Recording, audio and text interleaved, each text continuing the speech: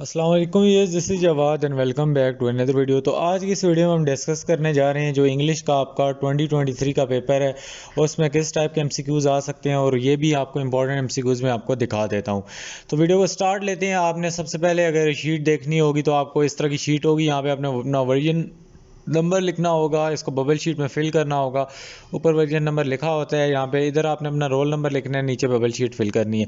और उसके बाद अपने इधर सिग्नेचर करने हैं और इधर आंसर शीट नंबर लिखना है, बाकी कुछ भी नहीं लिखना। एमसीक्यूज़ को हल करने की कि आपने ओवर राइटिंग इसमें नहीं करनी और लेड पेंसिल का इस्तेमाल नहीं करना। आपने ब्लू बॉल पेन से इनको सर्कल करना है, या ब्लैक से करें, आपकी अपनी मर्ज़ी है। इसमें जो फर्स्ट ऑफ ऑल आपको एमसीक्यूज़ आ सकते हैं, ये आपको मैं कॉन्सेप्ट वाइज भी समझाऊंगा, और एमसीक्यूज़ तो ये वाले आपने सारे करने ही करने हैं। ऑप्शन इनके मैं आपको पेपर के करीब बताऊंगा। फिलहाल आपने इसको खुद अपने नॉलेज से इन कॉन्सेप्ट्स को समझ के करना है, ताकि आपकी कॉन्सेप्चुअल लर्निंग हो, रहते थे रट्टा। तो यहाँ पे वो कहता है कि my uncle has been living in America for past 30 year, which tense has been used in the sentence. तो यहाँ पे my uncle has been living in the America for past 30 years. तो यहाँ पे आपने बताना है whether it is a future perfect tense, future के बारे में बात तो नहीं हो रही, पास्ट के बारे में बात हो रही है, प्रेजेंट परफेक्ट के बारे में, या पास्ट परफेक्ट कॉन्टीन्यूस के बारे में। अब आपको पता चलना चाहिए हैव बीन कहाँ यूज़ होता है। तो इसमें आपकी ग्रिप कहाँ होनी चाहिए, आपको future perfect, past perfect, present perfect, continuous, ये टेंसेस आपको लाजमी आने चाहिए।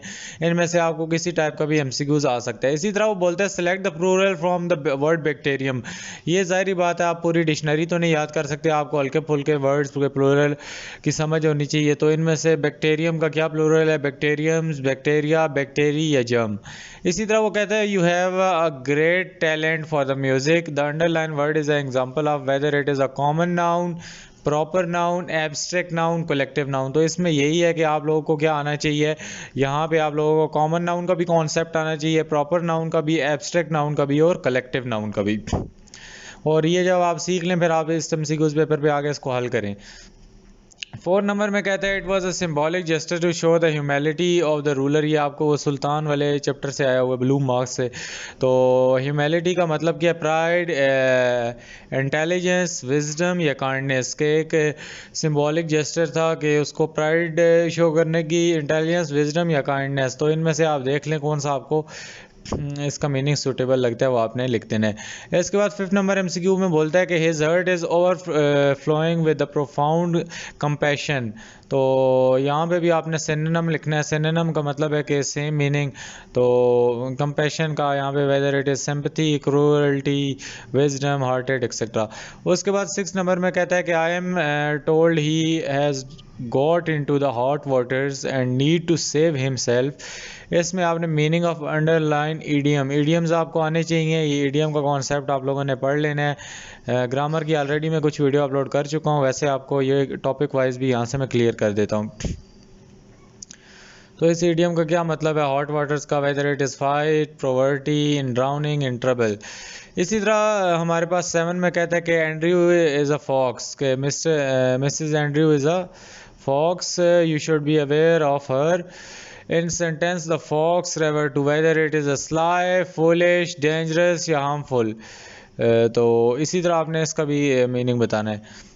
यहाँ पे वो कहता है you can choose the person dash you like to share the ideas with you, choose the best option. You can choose the person whom you like, which you like, who. तो ये आपने करेक्ट आपने option यहाँ पे choose करना है। इसी तरह 9 नंबर में कहता है which of the following sentence has transitive verbs आपको आने चाहिए। He spoke the truth, the sun shines, the boy laughs, bird fly. इसी तरह आपको 10 नंबर एमसीक्यूज में बोलता है we have tea dash 4 o'clock, at 4 o'clock, on, in, on to, जो भी है। तो आपने प्रेपोजिशन का कॉन्सेप्ट आप लोगों को क्या होना चाहिए, ग्रिप इस पे लाजमी आपकी होनी चाहिए प्रेपोजिशन के उस पे। इसी तरह 11 नंबर एमसीक्यू में कहता है they dash French course, choose the appropriate option to complete the sentence. They have not started the French course, have not starting the French course, not started the French course you have not started, तो इनमें आप देख लें। इसी तरह वो कहते हैं my nephew lives dash in America, at America, on America, जो भी है। इसमें 13 में कहते हैं आपने सिंपल सेंटेंसेस, कंपाउंड, ये सारे आपको आने चाहिए। इसमें वो कहता है which one of the following sentence is a simple sentence. She speak good English. उसके बाद कहता है मैन जो है हमारे पास, man proposes but God disposes. इसी तरह listen carefully and take notes and the horse and, ये क्या लिखा है, the horse and reared and the rider was thrown. इसी तरह हमारे पास जो 14 नंबर एमसीक्यू आता है, इसमें कहता है Hania is the dash girl in her class, more intelligent, most intelligent, intelligent और द बेस्ट इंटेलिजेंट। इसी तरह आप लोगों ने यहाँ पे वो कहता है कि Pakistan has won the match, choose the correct passive voice. तो इसकी करेक्ट पैसिव वॉइस आपने चूज़ करनी है, whether it is the match has been. इसमें आपको एक्टिव पैसिव का कॉन्सेप्ट आना चाहिए।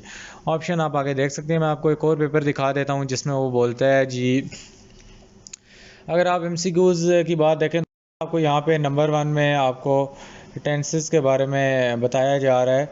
तो यहाँ पे हम देख लेते हैं इसको। ये कहते हैं the train had already left, which tense is used in the sentence.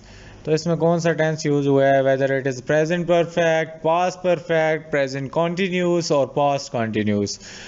तो ये टेंसेज आपको आने चाहिए। इस तरह Napoleon army was finally defeated at the Waterloo.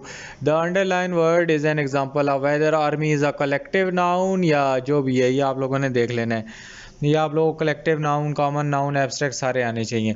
इसी तरह 3rd नंबर में कहता है I am looking for someone dash watch my dog while I'm on vacation. I am looking for someone who can watch my dog. That which word.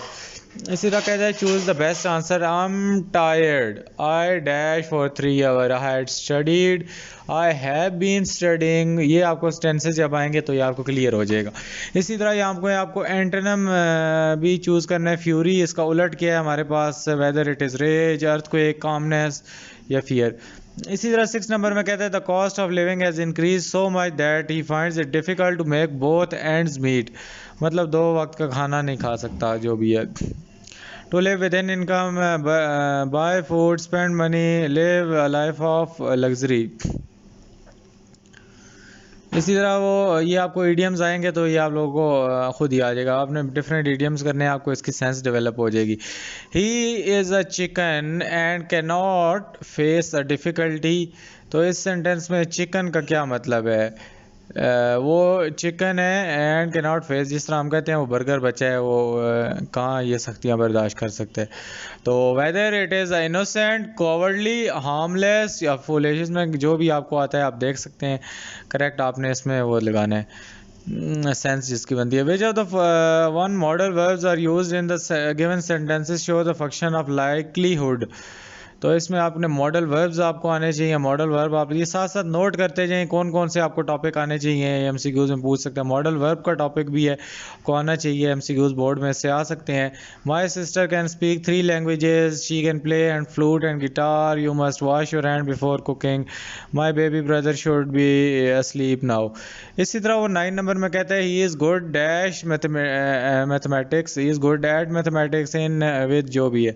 तो suitable preposition आपने यहाँ पे fill करनी है, आपको प्रपोजिशन का कॉन्सेप्ट यहाँ पे आना चाहिए। 10 नंबर एमसीक्यू आता है, इसमें कहता है कि we shall meet at the airport, in the airport, on to. तो इसमें जो भी करेक्ट ऑप्शन है आपने वो क्या करना है, लगा देना है। तो इसी तरह हमारे पास आगे 11 नंबर में कहता है कि आपने करेक्ट ऑप्शन चूज़ करना है, जिसमें कहता है please take the dash of the 2 routes, shorter, short, shortest. इसी तरह आपको 12 नंबर एमसीक्यू में कहता है कि हर purse was dash by me, found, find, founded, finding. तो इसमें आप देख सकते हो कौन सा आपको ऑप्शन करेक्ट है। पैसिव वॉइस, करेक्ट वर्ब आपका पैसिव वॉइस आपको आने चाहिए, correct form of the verb आपको लगानी आनी चाहिए। इसी तरह रोलिंग स्टोन कहते हैं नो मॉस। तो इसमें whether it is a present participle, adverb, infinitive या पास्ट पार्टिसिपल। तो आपको ये भी पता होना चाहिए whether what is present participle, adverb, infinitive, past participles. इसी तरह 14 नंबर में कहता है hockey is the national game of Pakistan, it is a complex sentence, whether it is a compound, simple और कंपाउंड कॉम्प्लेक्स सेंटेंस। तो ये सारे टाइप के सेंटेंसेस आपको आने चाहिए। इसी तरह वो कहते हैं ईच हैंड हैज़ 5 फिंगर्स, तो underline word is a part of adjective, whether 5 is number, quality, time, जो भी है। तो उम्मीद है काफ़ी कुछ आप लोगों को यहाँ से आते होंगे इनमें से, और काफ़ी कुछ आप लोगों को हल्का फुल्का ये कॉन्सेप्ट्स आप अपने क्लियर कर लें तो आपको आ जाएंगे। तो यही थी आज की वीडियो। आपको 23 में इस तरह के एमसीक्यूज आ सकते हैं जो आपके पेपर आने वाले हैं। मिलता हूँ किसी और वीडियो में। अपना बहुत सा ख्याल रखना। अल्लाह हाफ़िज़, टेक केयर।